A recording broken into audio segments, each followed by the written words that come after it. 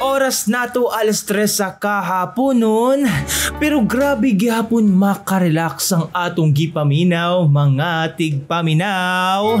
Sa mga natulog karong hapuna, itulog na.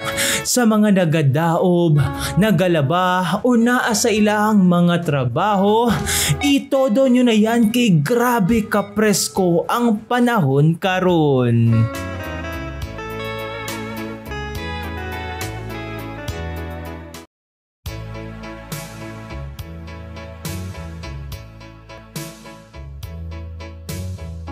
Oras nato 3:00 sa kahaponon, pero grabe gihapon makarelax ang atong gipaminaw mga tigpaminaw. Sa mga natulog karong hapuna, itulog na.